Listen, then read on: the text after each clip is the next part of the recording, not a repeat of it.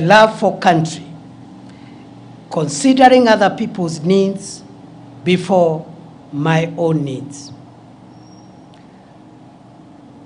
These values would later be firmed up through my education journey in the schools and the universities I would attend later in life. That it has been possible for me to come this far confirms that in this country, there is no reason anymore why a child born in Moyale, Loitoktok, Nyahururu, Lodwar, Nyansiongo, Malindi, Ugenya, Kadhonzweni, Elwak, Kimilili, Lungalunga, Marara, or anywhere else within this great country cannot aspire to rise to any office. I am truly blessed to be a son of Kenya. May God bless and protect our dear country, our homeland, the Republic of Kenya.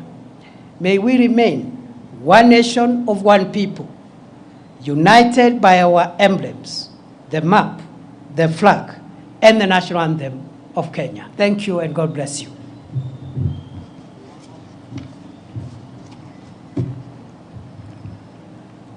I'll take maximum 2, please.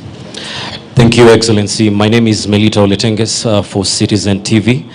My question is, you are stepping into this new role at a time when counties have not had a disbursement of funds for about 4 months, and it is causing a cash crunch there. And now that you're going to also be the chair of IBEC, how do you tend to accelerate this and ensure that services in the counties roll as they should be? Kyo? My name is Sydney Chazima. My question goes to what you've mentioned about national interests. And recently, while performing your duties as the Deputy President, you spoke before the judiciary at the 12 years anniversary for the Supreme Court. And you mentioned that there need to be a place where the courts consider the national interest as opposed to the public interest.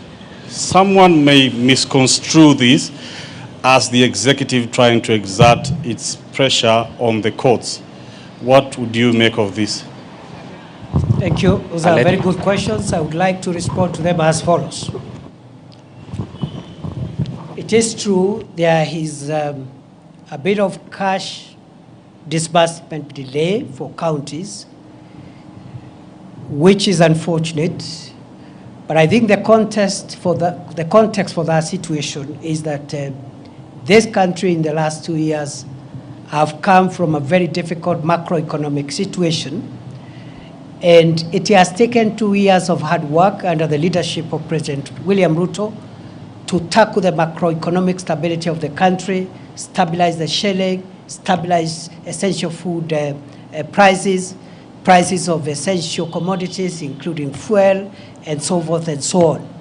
For the first time this month, inflation is at 2.7%, the lowest in 17 years.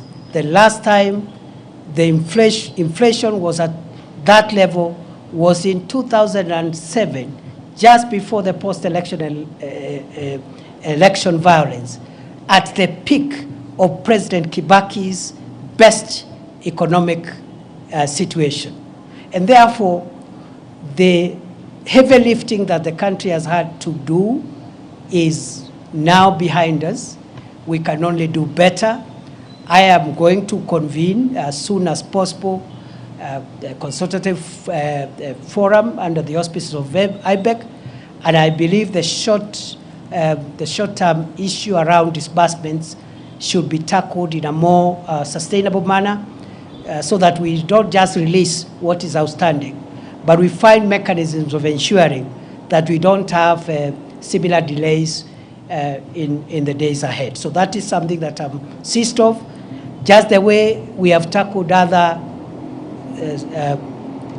issues and economic challenges, we're going to tackle the disbursement to counties promptly, and that is what the Constitution requires, that the national government must ensure that counties receive their funds within the required time.